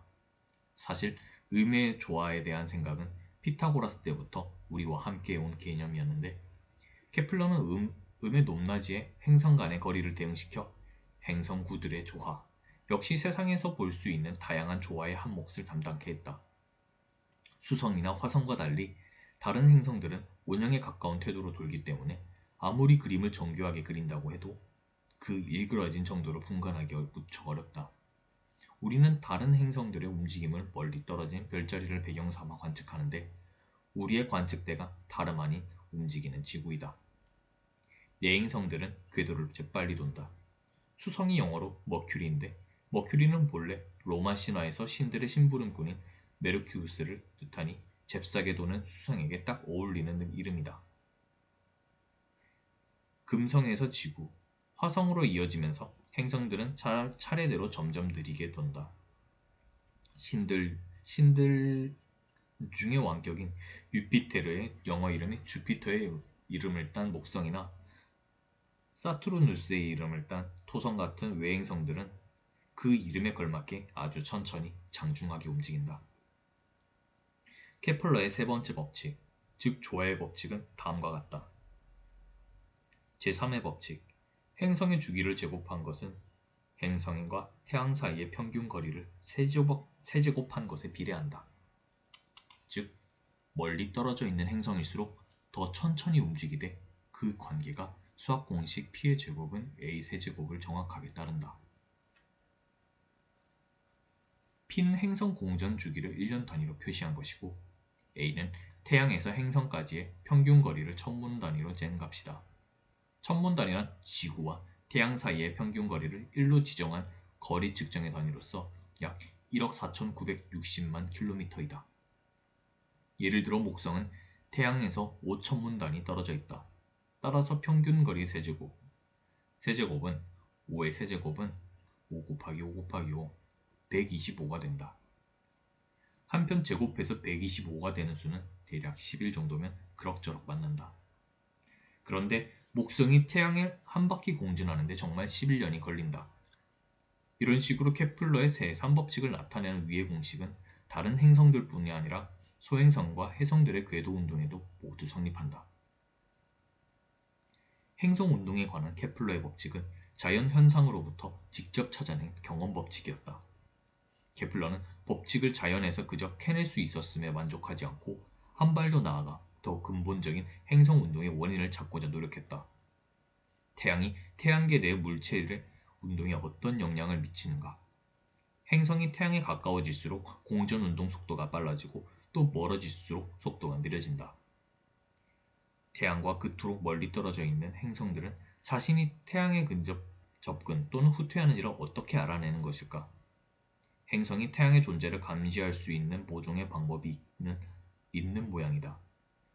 그렇다면 떨어져 있어도 작용하는 자기력 같은 힘이 태양과 행성 사이에 작용하는 것은 아닐까?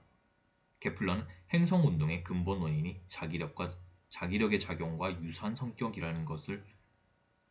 성격의 것이라고 제안했다.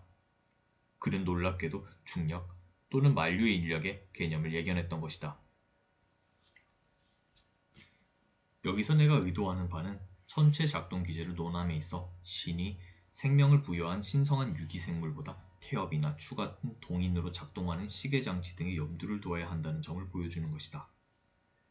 시계운동이 시계추 단 하나에서 비롯되듯 천체들의 온갖 움직임의 거기에가 극히 단순한 이 자기력 하나로 인하여 구현되는 것이다.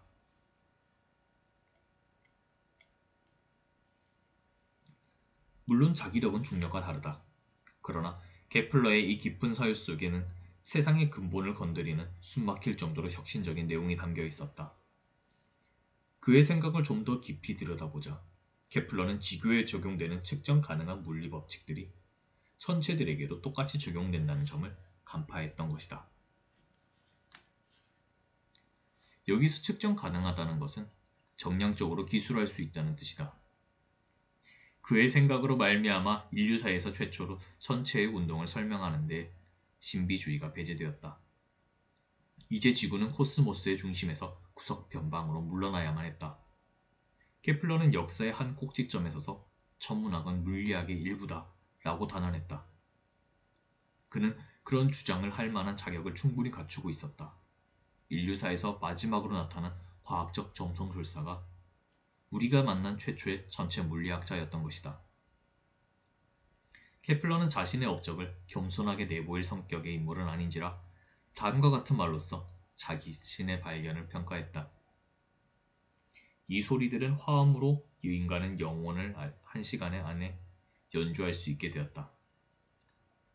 비록 적게나마 지극히 높으신 신의 환희를 맛보게 됐다. 이제 나는 이 거룩한 열광의 도가니에 나 자신을 고스란히 내어 맡긴다.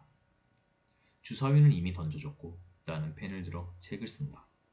나의 책을 요즘 사람들이 읽든 아니면 후세인들만이 읽든 나는 크게 상관하지 않는다. 단 한 사람의 독자를 만나기까지 100년을 기다린다고 해도 나는 결코 서운하지 않을 것이다. 우리의 신께서는 당신을 증거할 일을 만날까지 6000년을 기다리지 않으셨던가.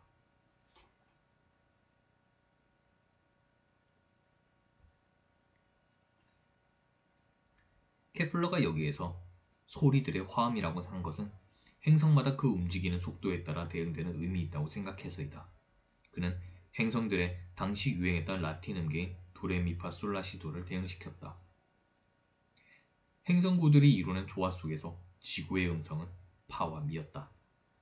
케플러는 지구는 끊임없이 파와 미를 웅얼거리니 라틴어로 파민, 즉 굶주림을 영상케 한다면서 이 서글픈 단어 하나로 지구를 제대로 묘사할 수 있다고 주장했다.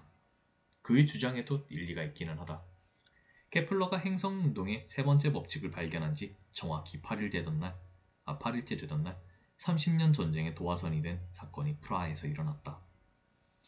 전쟁의 격동 속에서 수만 명의 삶이 산산조각 났는데 케플러도 그 피해자들 중 한 명이었다.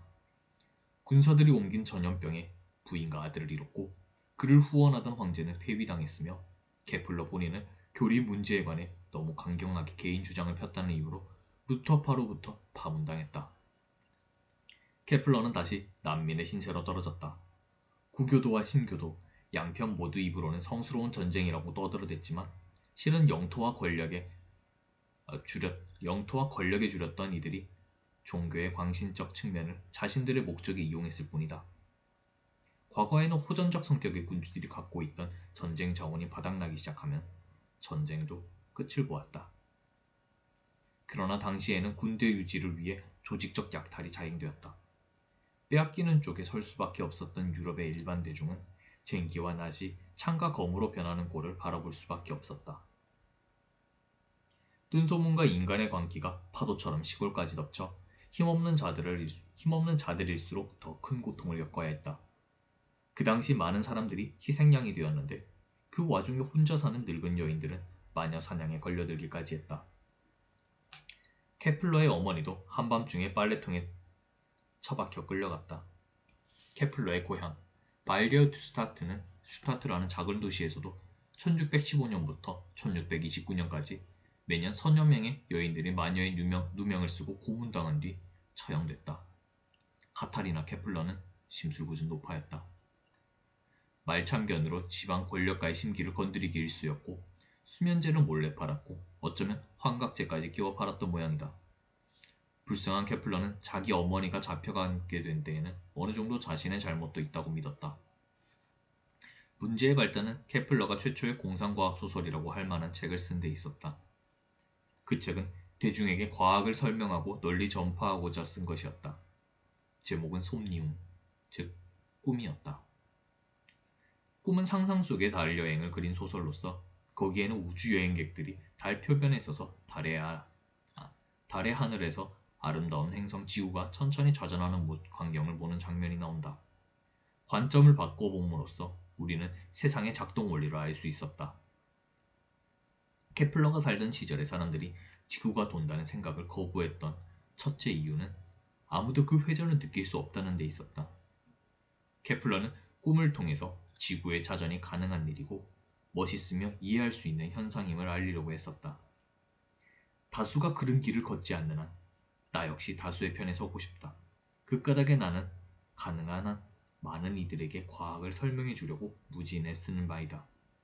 또 다른 상황에서는 그는 편지에 이렇게 쓰기도 했다. 수학 계산에 쳇바퀴에 저를 온종일 메워두지는 마십시오. 철학적 사색은 제가 누릴 수 있는 유일한 기쁨이오니 제게 사색할 여유를 허락해 주십시오. 망원경의 발명으로 이른바 월면 지리학이 가능해졌다. 케플러는 꿈에서 다른 산과 계곡으로 그득하고 마치 움푹 파인 구덩이와 계속 이어지는 동굴을 파놓은 것 같이 구멍이 숭숭 뚫려 있다라고 달의 모습을 기술하고 있다. 그즈음 갈릴레오는 천체 관측용 망원경을 가지고 최초로 달 표면에 있는 분화구들을 관찰했다. 케플러는 공상과학 소설을 쓰는 과정에서 갈릴레오의 최신 발견들을 참조했음에 틀림이 없다. 케플러는 또 달에는 각 지역의 혹독한 기후에 잘 적응해 사는 생물이 있으리라 상상했다. 그는 꿈에서 천천히 회전하는 지구를 달 표면에서 보는 광경을 묘사하고 있다. 우리가 달에서 개수나무와 옥토끼를 연상하듯이 그는 달에서 보면 지구의 대륙과 바다도 어떤 형상을 그릴 것이라고 상상했다.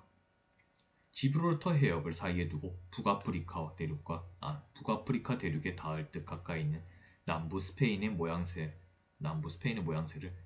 긴 치마를 늘어뜨린 젊은 여인이 자기 연인에게 밑맞추는 모습이라고 했는데 내 눈에도 영락없이 코를 맞대고 비비는 것처럼 보인다. 달에서는 낮과 밤이 매우 길기에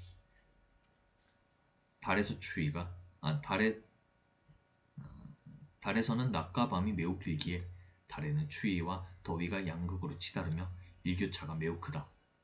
따라서 달의 기후 조건은 대단히 난폭하다. 라고 케플러는 달의 실제 상황을 정확하게 설명했다.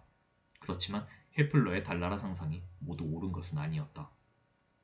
예를 들어 케플러는 달에 대기권이 있다고 믿었고 바다와 생물도 존재한다고 생각했다.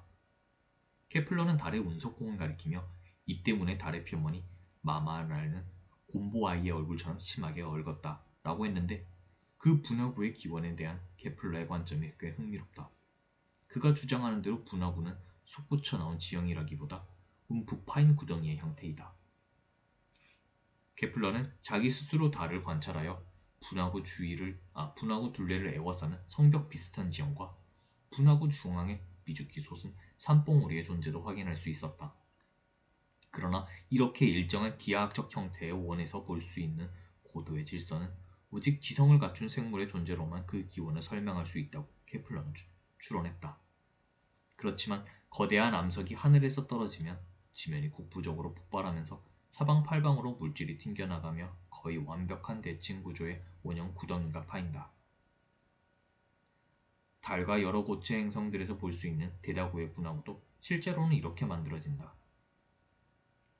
이러한 사실을 알지 못했던 케플러는 그 대신 이성적 능력으로 이렇게 움푹한 지형을 달 표면에 건설할 수 있는 종족의 존재를 추론했던 것이다.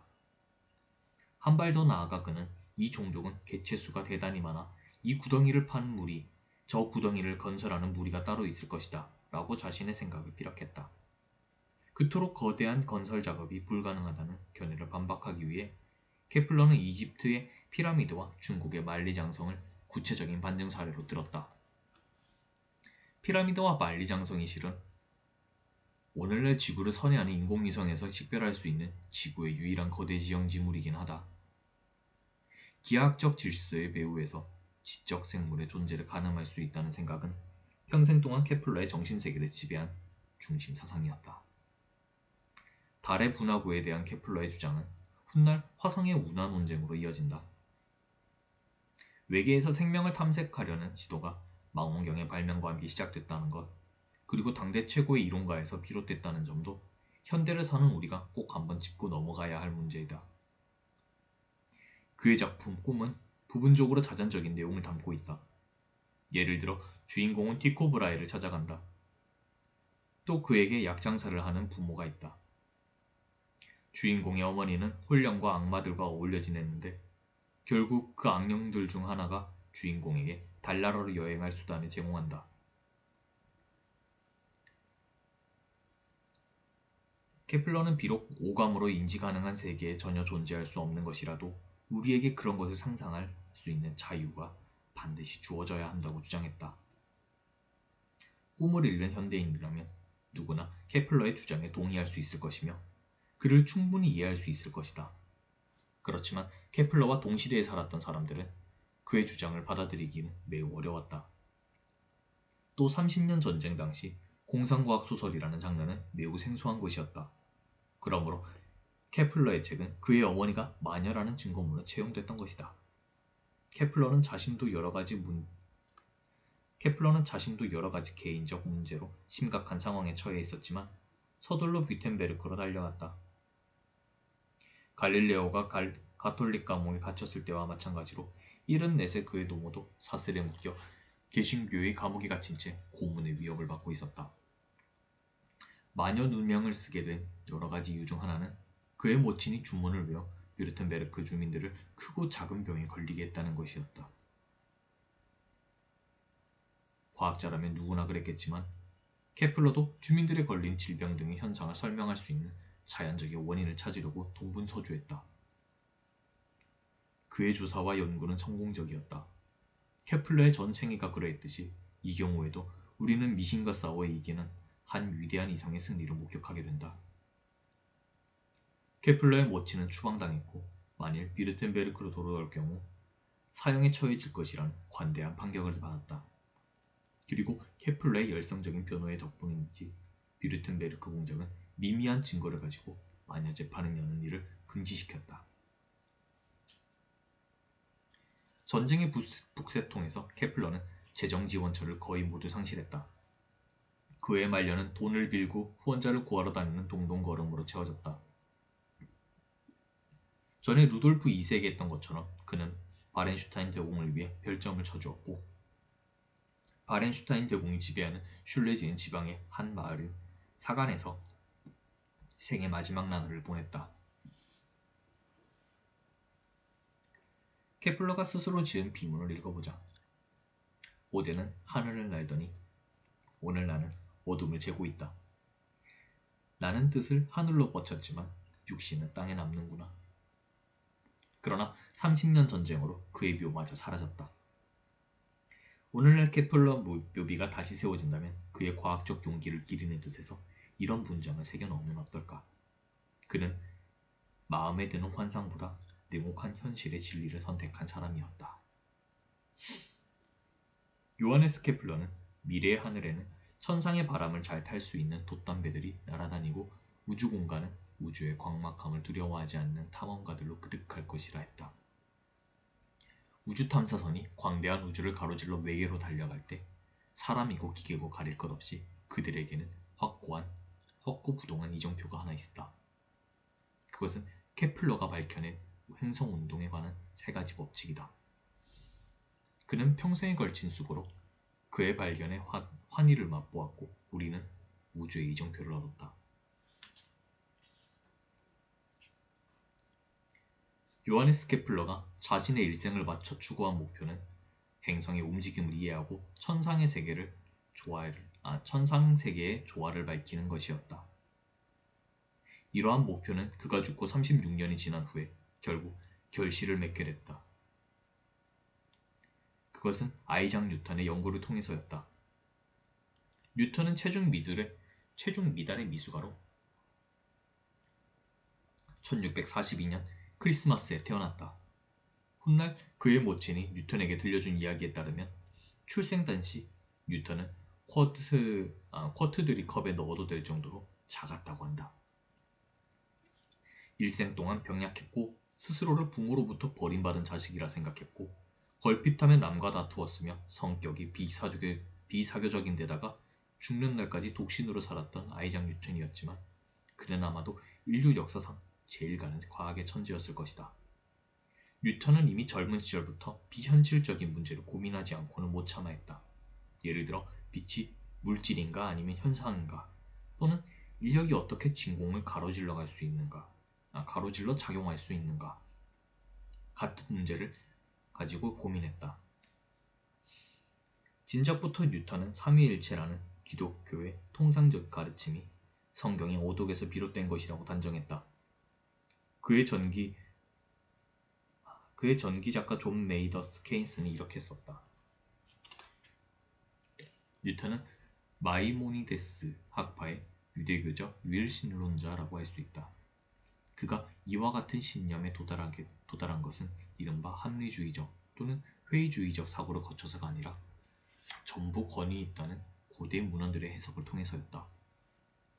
뉴턴이 살펴본 바에 따르면 밝혀진 사료들 중에서 삼위일체설을 뒷받침하는 것이 단 하나도 없었다. 그래서 그는 삼위일체설을 후세 사람들이 거짓으로 덧붙여 만든 것이라고 생각하게 되었다. 그에게는 계시로 밝혀진 신의 세 가지 위격으로 존재하는 삼위일체의 신이 아니라 온전히 하나의 신, 유일신이었다. 그러나 이것은 감히 입 밖에 내지 못할 생각이었기에 뉴턴은 평생도록 이 비밀을 지키느라 무진애를 써야 했다. 케플러와 마찬가지로 뉴턴도 그 시대를 풍미했던 미신을 완전히 멀리하지 못했고 신비주의와도 자주 접촉했다. 사실상 뉴턴이 지적으로 성장하게 된 것도 상당 부분 이 같은 이성주의와 신비주의의 대립과 긴장 덕분이라고 할 수 있다. 1663년 스토어브리지에서 박람회가 열렸다. 당시 20살이었던 뉴턴은 그곳에서 안에 무엇이 쓰여 있는지 궁금해서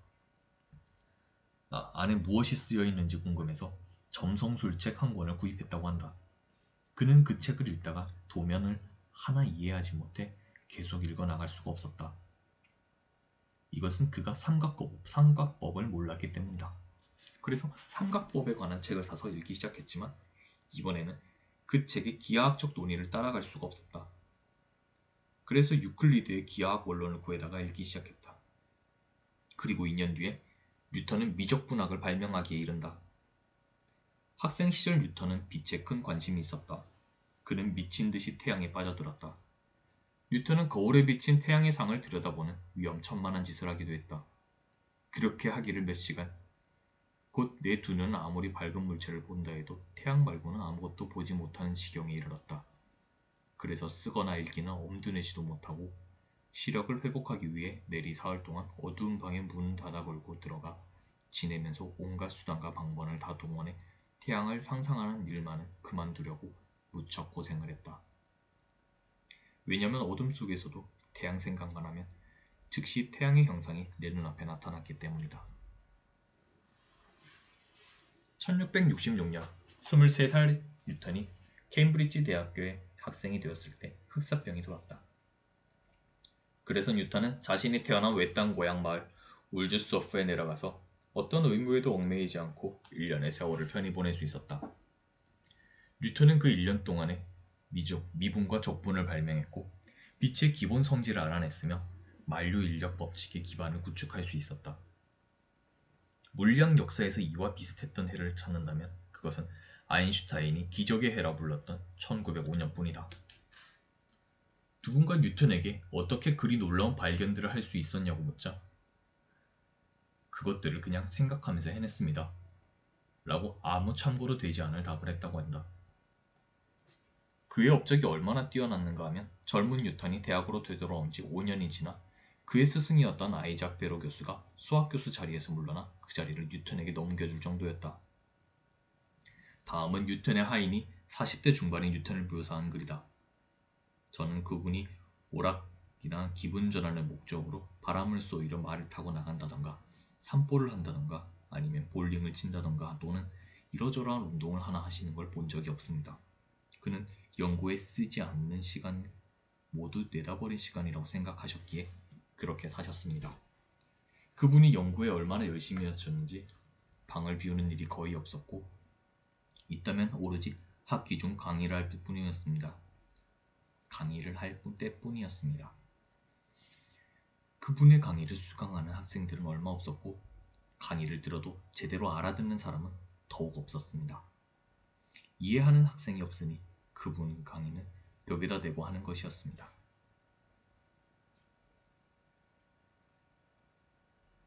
케플러의 학생들과 마찬가지로 뉴턴의 학생들은 자기들이 무엇을 놓치고 있는지 결코 알지 못했을 것이다. 뉴턴은 관성의 법칙을 발견했다. 움직이는 물체가 어떤 다른 것의 영향을 받아 가던 길을 벗어나지 않는 한 움직이는 물체가 어떤 다른 것의 영향을 받아 가던 길을 벗어나지 않는 한 계속 그 방향을 따라 직선으로 움직이려고 하는 성질을 관성이라고 한다. 뉴턴이 보기에 만약 어떤 힘이 달을 지구 쪽으로 잡아당겨 지속적으로 운동 방향을 바꾸지 않는 한 달도 직선으로, 그러니까 달이 도는 궤도의 접선 방향으로 날아가 버릴 듯 싶었다.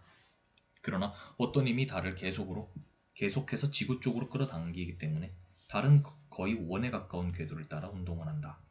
뉴턴은 이 힘을 중력이라고 불렀고 거리를 두고 작용하는 힘, 즉 원격 작용이 가능한 힘이라고 생각했다. 지구와 달은 직접 물리적으로 연결되어 있지 않다. 그러나 지구는 달을 항상 우리 쪽으로 잡아당긴다. 뉴턴은 케플러 세 번째 법칙을 이용해 인력의 세기를 수학적으로 추정했다. 지구가 사과를 잡아당겨 떨어뜨리는 바로 그 힘이 달이 원궤도를 따라 운동하도록 지구가 달을 잡아당기는 힘이었다. 뿐만 아니라 뉴턴은 그 당시 발견된 목성의 달들이 목성의 주위를 궤도 운동하도록 만드는 힘도 바로 목성의 중력임을 밝혔다. 물체가 떨어지는 일은 태초부터 있었다. 달이 지구 둘레를 돈다는 사실은 까마득한 옛적부터 알려져 있었다. 그렇지만 이 두 가지 현상이 같은 힘에 따라 일어난다는 엄청난 사실을 최초로 알아낸 사람이 뉴턴이었다. 뉴턴의 중력 법칙을 만류 인력의 법칙이라고 하는 까닭이 바로 여기에 있다. 뉴턴의 중력 법칙은 우주 어디에서나 성립하는 범우주적 성격의 보편 법칙이기 때문이다. 만류 인력은 거리 역제곱의 법칙이다. 인력의 세기는 두 물체 간 거리의 제곱에 반비례한다. 두 물체 사이의 거리를 2배로 늘리면 둘 사이에 작용하는 인력의 세기는 4분의 1로 약해진다. 만약 거리를 10배로 늘리면 인력은 10의 제곱, 즉 100분의 1로 약해진다. 확실히 인력은 거리와 반비례 관계여야 한다. 즉 거리가 멀어지면 힘은 줄어야 마땅하다. 만약 인력이 거리와 정비례하는 관계라면, 즉 거리가 커지면서 힘도 커진다면 가장 멀리 있는 물체가 가장 큰 힘을 받을 것이다. 그럴 경우 우주의 모든 물체들이 곧장 한 곳으로 날아가 붙어 단 하나의 덩어리로 뭉칠 것이다. 따라서 인력의 세기가 거리의 증가와 함께 감소해야 혜성이나 행성이 태양에서 멀리 있을 때 천천히 움직이고 가까이 있을 때는 더 빨리 움직일 수 있게 되는 것이다. 즉 태양에서 멀리 떨어질수록 이것들이 태양으로부터 받는 인력의 세기는 점점 더 약해지는 것이다. 행성 운동에 관한 케플러의 세 가지 법칙은 모두 뉴턴의 중력 법칙에서 유도해낼 수 있다. 케플러의 법칙은 경험 법칙으로서 티코 브라헤가 공들여 모은 관측 결과에 그 바탕을 두고 있다. 한편 뉴턴의 중력 법칙은 이론 법칙으로 비교적 간단한 수학적 공식으로 기술된다. 궁극적으로 티코 브라헤의 모든 관측 결과를 우리는 뉴턴 중력 법칙 하나에서 추론해낼 수 있다. 뉴턴은 프린키피아에서 만류 인력의 법칙에 설명하기 앞서 나는 이제 세계의 기본 얼개를 선보이겠다 라고 자랑스럽게 선언한다. 만년의 뉴턴은 과학자들의 단체인 영국 왕립학회의 회장을 역임했고 조폐 원장 자리에도 취임하여 위조화폐 유통을 통제하는 데 온 정성을 쏟기도 했다. 본래 감정의 기복이 심했던 뉴턴은 나이를 먹어가며 그 증상이 심해졌고 또 사람 대하기를 점점 더 꺼려했다. 다른 과학자들과 걸핏하며 논쟁을 벌였다. 논쟁의 원인은 주로 누가 먼저 발견했는가에 있었다. 앞으로는 남과 다투는 과학 연구는 그만두겠다고 마음먹기도 했다. 그리고 뉴턴이 심경쇠약증에 걸렸다는 소문을 퍼뜨리고 다니는 사람도 있었다. 여하튼 그런 와중에 뉴턴은 연금술과 화학의 중간 정도에 해당하는 실험을 평생 계속했다. 최근 밝혀진 바에 따르면 뉴턴의 증세가 정신병은 아니었다고 한다. 일종의 중금속 중독으로 작은 양의 비소와 수은을 장기간 걸쳐 섭취했을 때 나타난 증세로 의심할 수 있는 정황이 뉴턴의 행동 양식에서 포착됐다고 한다. 그 당시의 화학자들은 물질의 성분을 분석할 때 조금씩 맛보는 게 통례였기 때문이다. 어쨌거나 뉴턴의 천재적 지력은 늙어서도 지칠 줄 몰랐다.